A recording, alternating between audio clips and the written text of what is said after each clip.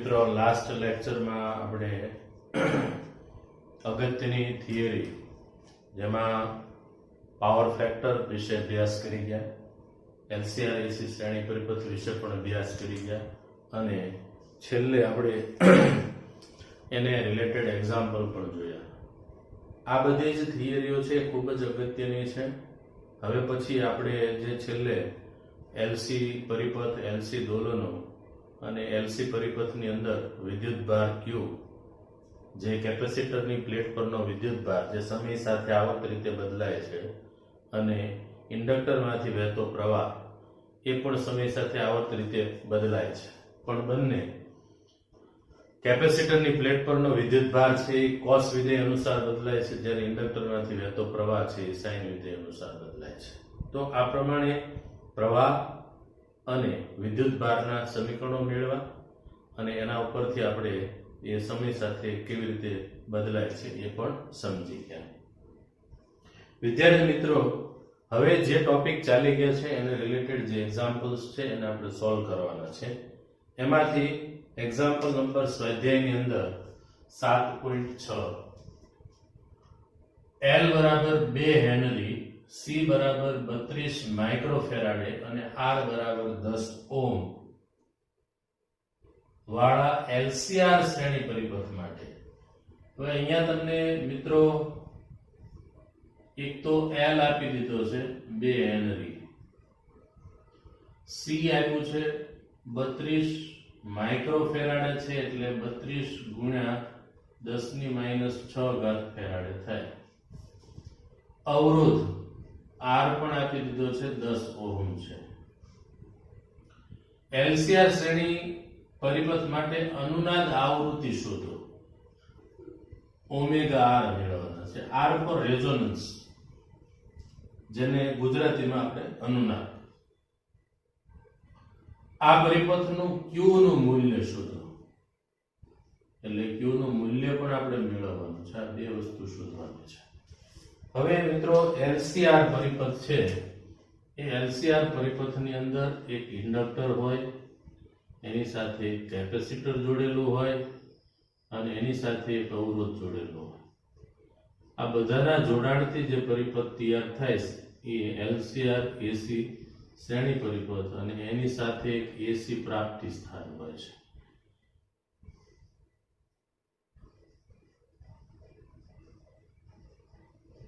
જે V = Vm આપણે sin omega t અથવા cos ઓમેગા t લેતા હોય છે.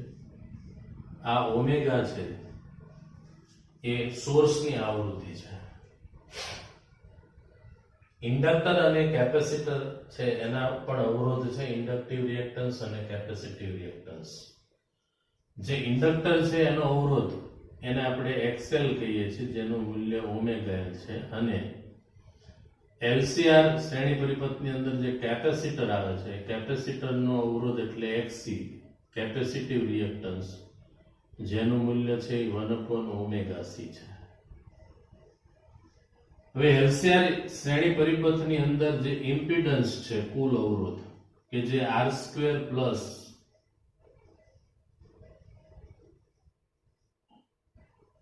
XC - XL². અનુનાદ વખતે XC અને XL બે સમાન થાય છે અને ઇમ્પિડન્સ છે એ R જેટલો થઈ જાય છે. બરાબર? તો અનુનાદ થવું એટલે બહારની જે આવૃત્તિ છે, પ્રાપ્તિ સ્થાનની આવૃત્તિ, એના જેટલી જ આવૃત્તિ અહીંયા ઓમેગા છે આપણે આપીએ છીએ. આ ઓમેગા બદલાય અને બેનો XL ને XC ની બેની વેલ્યુ છે એ સમાન થાય, એ વખતે અનુનાદ થાય છે. કારણ કે એ વખતે ઇમ્પિડન્સ આમ તો IRMS = VRMS/Z થાય. આ Z ની વેલ્યુ છે એ R બની જાય છે. એટલે એવું કહેવાય કે અવરોધ ઘટી જાય છે, ઇમ્પિડન્સ ઘટી જાય એટલે IRMS પ્રવાહ છે એ મહત્તમ બને છે, જેને આપણે અનુનાદ નામ આપ્યું છે. તો સૌથી પહેલા એલસીઆર એસી શ્રેણી પરિપથમાં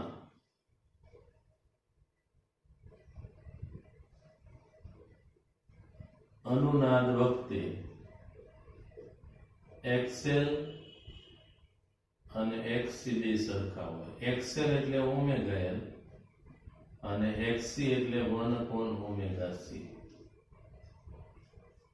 તો ઓમેગા ને આ બાજુ લાવી એટલે ઓમેગા સ્ક્વેર 1/LC થાય અને omega is equal to 1/√LC થશે.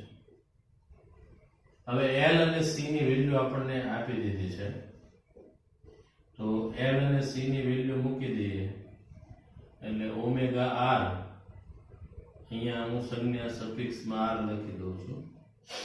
L જે 2 છે, C જે 32 છે ગુણ્યા 10⁻6 ઘાત છે, તો ઓમેગા R બરાબર 32 નું 64 અને 64 નું વર્ગમૂળ છે એ 8 થશે. અહીંયા 10⁻3 આવશે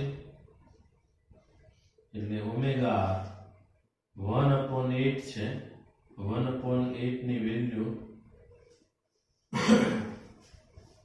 નિયરલી અબાઉટ છે 0.1 થશે, પણ હું અત્યારે હાલ પૂરતું જે કાંઈ તમારે આવે એ 1/8 છે ઇન્ટુ 10⁻3 થઈ જશે રેડિયન પર સેકન્ડ. આ એનો આન્સર થઈ જશે. કારણ કે 1/8 એટલે 0. સમથિંગ આવશે. નિયરલી અબાઉટ લખી નાખું છું 0.11 જેવું. હવે Q નું મૂલ્ય શોધવાનું છે. તો બીજી જે કેલ્ક્યુલેશન છે જેમાં તમારી પાસે માંગ્યું છે Q નું મૂલ્ય.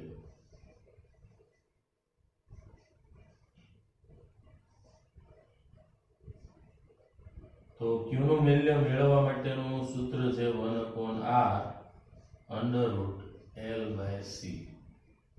હવે R છે એ ઓલરેડી આપણને ખ્યાલ છે કે R ની વેલ્યુ 10 છે અને વર્ગમૂળની અંદર L એટલે 2, C છે એ 32 છે અને 10⁻6 ઘાત છે. હવે અહીંયા છેદ ઉડાડી દઈએ તો અહીંયા 16 આવશે એટલે Q બરાબર 1/10 એમ નામ રહેશે. 1/4 16 છે એનું વર્ગમૂળ 4 નીકળશે અને 10⁻6 ઘાત છે તો એનું વર્ગમૂળ 10⁻3 ઘાત થશે. આ 10⁻3 ઘાત આપણે ઉપર લખી નાખીએ એટલે 1000 થઈ ગયું છેદમાં 40 થઈ ગયું એટલે એક મીંડું કેન્સલ કરી દઈએ તો Q બરાબર 100/4 આવે. બરાબર 25 ચોક 100 થાય એટલે Q નું મૂલ્ય છે 25 આવશે. તો આ પ્રમાણે તમારી પાસે કોઈ એક્ઝામ્પલ આ ટાઈપનો પૂછેલો હોય અને બોર્ડની અંદર મોટા ભાગે અત્યાર સુધીનો જે રેકોર્ડ છે એ અનુસાર સ્વાધ્યાયના જે એક્ઝામ્પલ હોય કે ઉદાહરણના એક્ઝામ્પલ હોય એમાં આંકડાકીય ફેરફાર કરીને મોટા ભાગે પૂછતા હોય છે. એક્ઝેક્ટલી બેઠા એક્ઝામ્પલ તમને ભાગ્યે જ જોવા મળશે. એટલે આ પ્રમાણે આંકડાકીય ફેરફાર કરીને આપણે જાતે પણ પ્રેક્ટિસ કરી શકીએ. અને ધ્યાનમાં રાખવાની વસ્તુ એ છે કે આપણી પાસે જે કંઈ વિગતો આપેલી છે એનું પહેલા લિસ્ટ બનાવો, એ આધારે સૂત્ર નક્કી કરો અને ત્યારબાદ જે કાંઈ વેલ્યુ મળે છે એને બોક્સ બનાવીને હાઇલાઇટ કરવાનું ભૂલવાનું નહીં. ઓકે, તો આને નોટ કરી લેશો મિત્રો.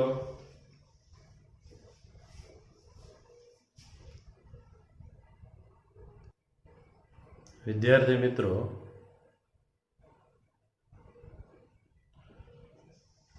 સ્વાધ્યાય એક્ઝામ્પલ નંબર 7.8. સ્વાધ્યાય 7.7 માં કેપેસિટર પરના એટલે 7.7 ની રકમ છે એમાં કેપેસિટરનું મૂલ્ય પ્રારંભિક વિદ્યુતભારનું 30 માઇક્રોફેરાડે બરાબર 30 × 10⁻6 આ એનું કેપેસિટન્સ આપી દીધું છે. પ્રારંભિક વિદ્યુતભારનું મૂલ્ય. હવે એ એક્ઝામ્પલની અંદર ઇન્ડક્ટર અને કેપેસિટર બેની વાત કરી છે. ઇન્ડક્ટર અને કેપેસિટરની વાત કરી હોય તો એક કેપેસિટર હોય છે ચાર્જ કરેલું, એની સાથે એક ઇન્ડક્ટર જોડી દેવામાં આવતું હોય છે L. આ ચાર્જ કરેલું કેપેસિટર છે એટલે પ્રારંભમાં એની પ્લેટ ઉપરનો વિદ્યુતભાર મહત્તમ હશે. અહીંયા ટેપિંગ કી મૂકેલી છે ટીકે. અત્યારની સ્થિતિ પ્રમાણે એલસી પરિપથમાં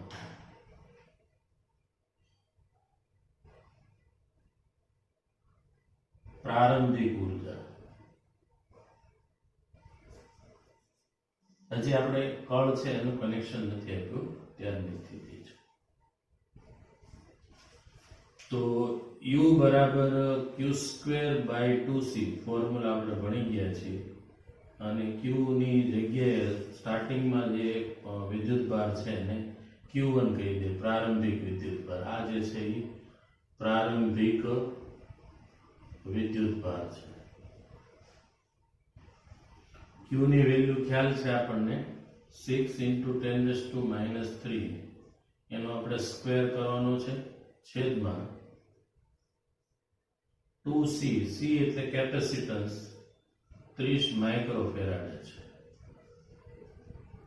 તો 6 નો વર્ગ 36 10⁻⁶ છે, અપોન 2 × 30 × 10⁻⁶ છે. આ 10⁻⁶ ને આ 6 કેન્સલ થઈ જવાના છે. હવે 18 દુ 36 થશે, 6 તેરી 18 અને 6 પંચા 30, એટલે U બરાબર 3/5 જૂલ આટલી પ્રારંભમાં ઉર્જા હશે, જેને આપણે U1 નામ આપ્યું છે. એટલે આપણને પ્રારંભિક ઉર્જા મળી ગઈ, જે પ્રારંભિક ઉર્જા છે. હવે અમુક સમય પછી એટલે કેપેસિટર છે એની પ્લેટ પરનો વિદ્યુત ભાર છે ઘટી અને વિદ્યુત પ્રવાહમાં રૂપાંતર પામેલો હોય, ત્યારે આ પ્રવાહ જ્યારે ઇન્ડક્ટરમાંથી પસાર થાય છે, ત્યારે આ ઇન્ડક્ટર છે એમાં પ્રવાહ પસાર થાય એટલે એ ચુંબક તરીકે વર્તે, અને આ ઇન્ડક્ટર છે એની અંદર ચુંબકીય ઉર્જા છે સ્ટોરેજ થાય છે. તો એલસી પરિપથમાં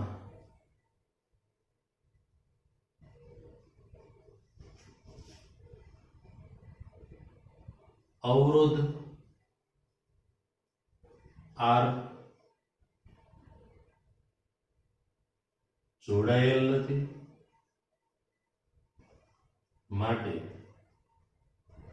પાવરનો વ્યય કે ઉર્જાનો વ્યય થતો નથી. તેથી પરિપથમાં કોઈ પણ સમયે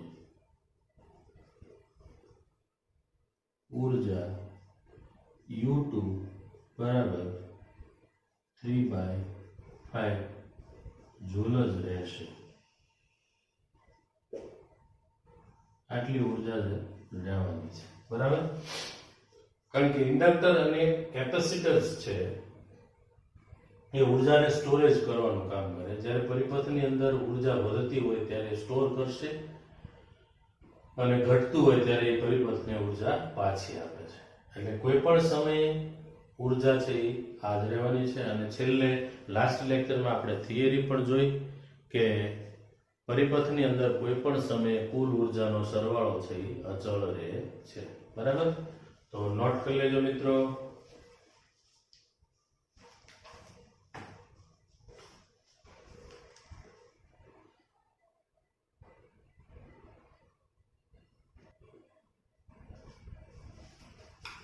વિદ્યાર્થી મિત્રો, નેક્સ્ટ એક્ઝામ્પલ સ્વાધ્યાય ટેક્સ્ટબુક 7.9. R બરાબર 20 ઓહમ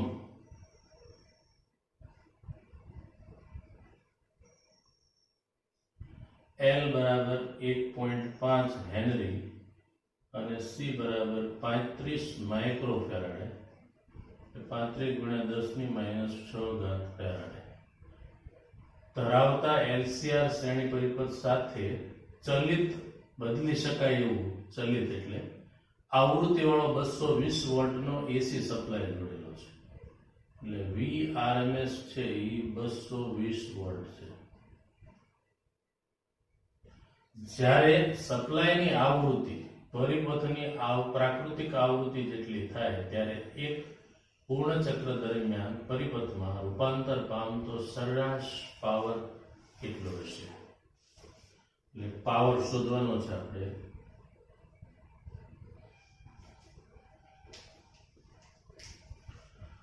તો સૌથી પહેલા તો સપ્લાયની આવૃત્તિ પરિપથની પ્રાકૃતિક આવૃત્તિ જેટલી થાય જ્યારે સપ્લાયની આવૃત્તિ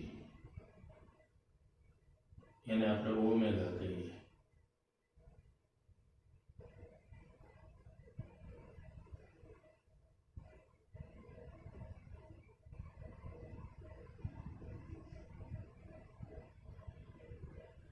એ પરિપથની પ્રાકૃતિક આવૃત્તિ એને ઓમેગા 0 કહીએ. જેટલી થાય ત્યારે અનુનાદ થાય છે. અને અનુનાદ વખતે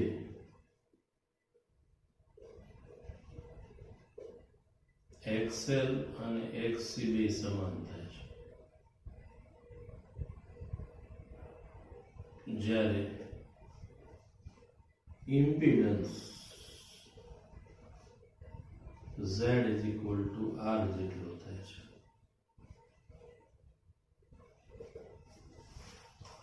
તો આ LCR એસી શ્રેણી પરિપથ છે કે જેમાં એક ઇન્ડક્ટર હોય, એક કેપેસિટર હોય અને એક અવરોધ હોય. આ ત્રણેય ઘટકો છે એને શ્રેણીમાં જોડવામાં આવેલા છે અને એની સાથે એક ઓમેગા ચલિત હોય એવો એસી સોર્સ છે, એસી સપ્લાય જોડેલું છે.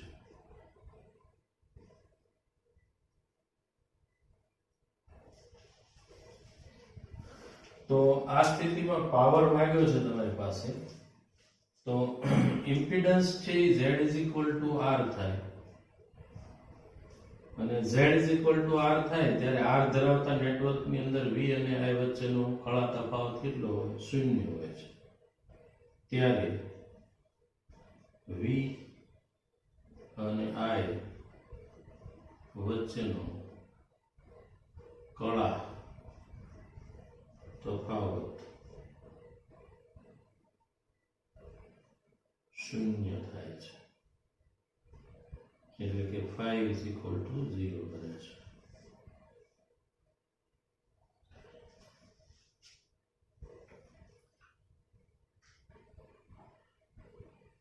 હવે આપણે એક ચક્ર પૂર્ણ થાય તે દરમિયાન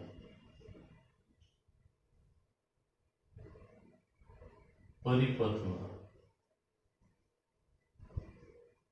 રૂપાંતર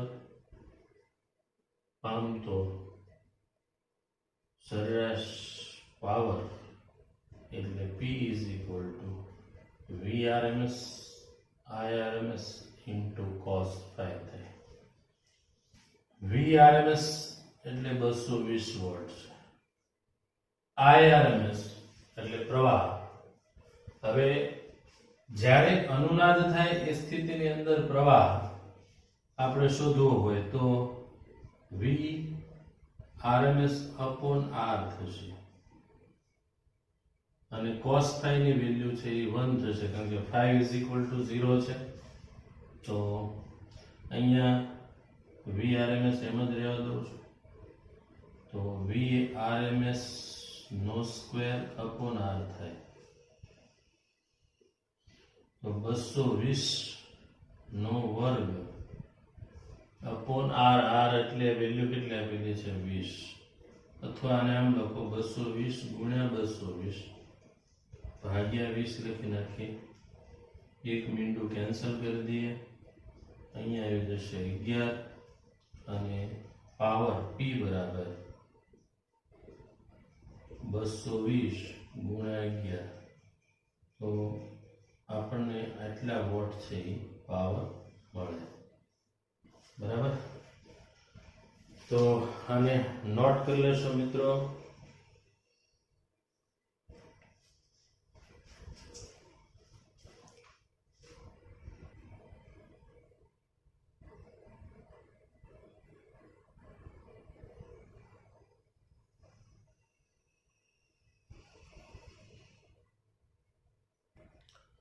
વિદ્યાર્થી મિત્રો, નેક્સ્ટ એક્ઝામ્પલ સ્વાધ્યાયનો 7.10. એક રેડિયો મીડિયમ વેવ, MW નો અર્થ થાય છે મીડિયમ વેવ.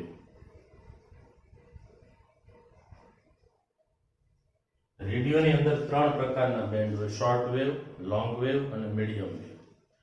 જનરલી 2 બેન્ડ ઉપર વર્ક કરતો હોય રેડિયો, મીડિયમ વેવ અને શોર્ટ વેવ. ટૂંકી લંબાઈ તરંગ લંબાઈ વાળા તરંગો અને મધ્યમ તરંગ લંબાઈ વાળા તરંગો. બ્રોડકાસ્ટ બેન્ડ એટલે જ્યાંથી જે સ્ટેશન ઉપરથી રેડિયો ચેનલ છે એ રિલીઝ થાય છે એ બ્રોડકાસ્ટ સ્ટેશન કહેવાય.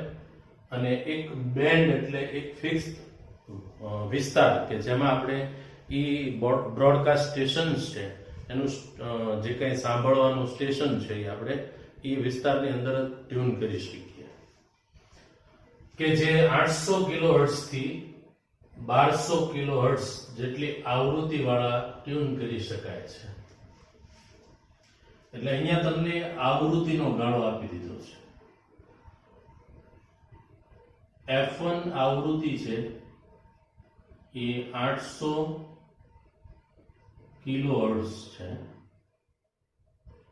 અને F2 આવૃત્તિ છે એ 1200 કિલોહર્ટ્ઝ છે. આ ગાળાની અંદર આ બ્રોડકાસ્ટિંગ બેન્ડ છે એમાં જે કાંઈ પણ રિલે કરવામાં આવે એને આપણે ટ્યુન કરી અને સાંભળી શકીએ. ખ્યાલ હોય તો આપણા રેડિયોની અંદર ટ્યુનિંગ માટેનો એક નોબ આવે છે, ચક્ર કહેવાય, જે ફેરવીએ એટલે રેડિયો છે એની અંદર સ્ટેશનો છે એ બદલાતા હોય. એકચ્યુઅલમાં રેડિયોની અંદર જે કેપેસિટર આવતું હોય, ગેંગ કેપેસિટર કહેવાય, કે જેની અંદર ઘણા બધા કેપેસિટરો છે એને લાઈનમાં ગોઠવી દીધેલા હોય. અને કેપેસિટર છે એનું કેપેસિટન્સ બદલાવવા માટે સૂત્ર આ છે, C બરાબર એપ્સિલોન 0 A/d થયું. એટલે કેપેસિટર છે એનું કેપેસિટન્સ એ અંતર ઉપર આધાર રાખે છે. તમે 2 પ્લેટ વચ્ચેનું અંતર છે એ વધારી દો. આ 2 પ્લેટ છે દાખલા તરીકે, એની વચ્ચેનું અંતર d છે, બરાબર છે. અને એપ્સિલોન 0 છે એ અંદરના માધ્યમની શૂન્યાવકાશ છે એની પરમિટિવિટી કહેવાય, અને એ છે એ ક્ષેત્રફળ થયું કહેવાય પ્લેટનું. તો આ 2 પ્લેટો છે એની વચ્ચેનો અંતરમાં ફેરફાર કરવામાં આવે તો કેપેસિટન્સ છે એ બદલાતું, એટલે કે d છે એ વધે તો c ઘટવાનું છે, કારણ કે વ્યસ્ત પ્રમાણનો સંબંધ છે, એટલે કેપેસિટન્સ ઘટે. કેપેસિટન્સ ઘટે એટલે એનું સ્ટોર કરવાની કેપેસિટી છે એ ઘટવાની છે. અને d ઘટે તો c છે એ વધે છે. એકચ્યુઅલમાં શું થશે કે પ્લેટો નજીક આવશે, 2 પ્લેટ વચ્ચેનું અંતર, એટલે એનું કેપેસિટન્સ છે એ બદલાવાનું છે. દૂર જશે તો પણ એનું કેપેસિટન્સ બદલાવાનું છે. હવે ω0 1/√LC ભણી ગયા છે અને c જો બદલાતો હોય, બરાબર છે, તો ઓમેગા પણ બદલાય. હવે ઓમેગા બદલાય એટલે જે બ્રોડકાસ્ટ બેન્ડ છે એનો ઓમેગા અને આપણો ઓમેગા બે સરખો થાય ત્યારે અનુનાદ થાય. એ વખતે આપણે જે ત્યાંથી રિલે કરવામાં આવ્યો હોય પ્રોગ્રામ એ આપણે ટ્યુન કરીને આપણા રેડિયોની અંદર સાંભળી શકીએ છીએ, બરાબર. તો આટલી આવૃત્તિ છે એને ટ્યુન કરી શકાય છે જો તેમાં એલસી પરિપથમાં 200 માઇક્રો હેનરી નો અસરકારક ઇન્ડક્ટર હોય એટલે L બરાબર 200 માઇક્રો હેનરી એટલે 200 ગુણ્યા 10 ની -6 ઘાત હેનરી થયું અને આમ જોવા જઈએ તો 2 ગુણ્યા 10 ની -4 ઘાત હેનરી. તો ચલ કેપેસિટરની રેન્જ કેટલી હોવી જોઈએ? તો મિત્રો ચલ કેપેસિટરની રેન્જ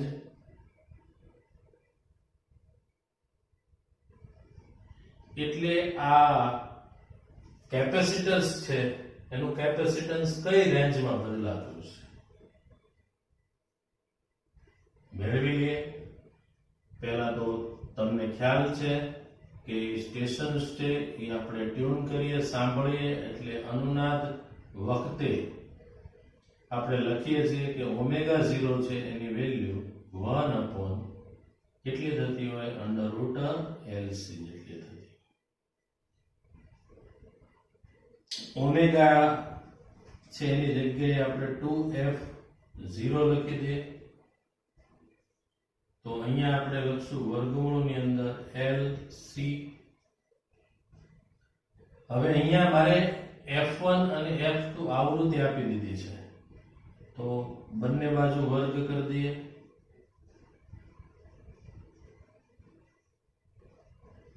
વર્ગ કરશું એટલે 4 pi f0 નો સ્ક્વેર 1/LC થયું. આમાંથી c છે એ આપણે મેળવવાનો છે એટલે c ને કરતા બનાવી દઈએ તો 1/4 pi છેદમાં આવશે અને f છે એ પણ છેદમાં આવવાનો છે અને l પણ છેદમાં આવવાનો છે f નો વર્ગ અને l. તો આ આપણી માટે સૂત્ર થઈ ગયું. હવે એનો ઉપયોગ કેવી રીતે કરવો? તો મારે ચલ કેપેસિટરની રેન્જ શોધવી છે એટલે કે હું જ્યારે 800 કિલોહર્ટ્ઝ આવૃત્તિ ટ્યુન કરું ત્યારે કેપેસિટર છે એનું કેપેસિટન્સ કેટલું હશે અને 1200 કિલોહર્ટ્ઝ ત્યારે એનું કેપેસિટન્સ કેટલું હોય તો એટલા ગાળામાં હું એને ટ્યુન કરી શકું છું. તો જ્યારે F1 800 કિલોહર્ટ્ઝ હોય ત્યારે C1 શોધો. તો જે સૂત્ર નીચેનું છે એમાં આપણે અહીંયા લખશું C1 બરાબર 1/4 pi f1 નો સ્ક્વેર l. તો C1 બરાબર 1/4 pi એમ નામ f1 એટલે 800 કિલોહર્ટ્ઝ છે એને આમ લખાશે 800 ગુણ્યા 10 ની 3 ઘાત હર્ટ્ઝ. તો અહીંયા 800 છે 10 ની 3 ઘાત છે એનો વર્ગ કરી દઈએ અને l એ 200 ગુણ્યા 10 ની -6 ઘાત લખી નાખીએ. તો C1 બરાબર 1/4 pi 800 છે એટલે 8 નો વર્ગ 64 થશે.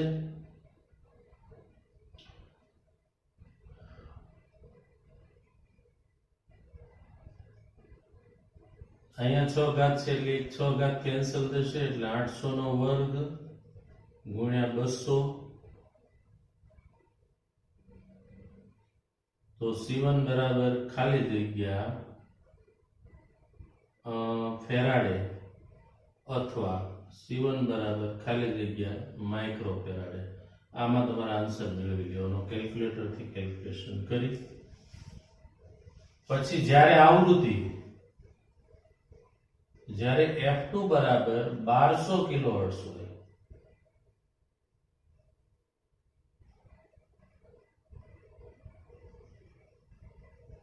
ત્યારે C2 કેટલા હશે? તો C2 બરાબર 1/4 pi f2 નો વર્ગ l. હવે C2 equals to 1/4 pi f2 એટલે આવૃત્તિ 1200 કિલોહર્ટ્ઝ છે 1200 કિલોહર્ટ્ઝ એટલે 1200 ગુણ્યા 10³ હર્ટ્ઝ થયું. તો અહીંયા લખી નાખીશ 1200 10³ નો સ્ક્વેર અને L એટલે 200 ગુણ્યા 10⁻6. તો 1/4π એમ નામ રહેશે. 1200 છે એનો વર્ગ એમ નામ રહેશે. 10⁻³ છે એટલે 6 થશે, એ કેન્સલ થઈ જશે અને 200 એમ નામ રહેશે. આનું સાદુરૂપ આપો એટલે મિત્રો તમને ફેરાડે મળશે અથવા C2 બરાબર ખાલી જગ્યા માઇક્રો ફેરાડે, જેમાં આન્સર મેળવ્યો. હવે એટલું યાદ રાખજો કે અહીંયા C અને F નો સંબંધ છે વ્યસ્ત પ્રમાણનો છે, આપણે જોયું બરાબર. તો C ચલે છે 1/F છે, એટલે આવૃત્તિ ઓછી હોય તો કેપેસિટન્સ વધારે મળે અને આવૃત્તિ વધારે હોય એટલે કેપેસિટન્સ ઓછું મળે. તો જ્યારે 1200 કિલોહર્ટ્ઝ છે એનો એટલે આપણે અહીંયા લખવું પડશે એ આવૃત્તિ વધારે છે એટલે ઓછાથી વધારે કેપેસિટન્સ ની રેન્જ લખવાની થાય તો અહીંયા આપણે લખવું પડશે કે C2 બરાબર ખાલી જગ્યાથી C1 બરાબર ખાલી જગ્યા ફેરાડે.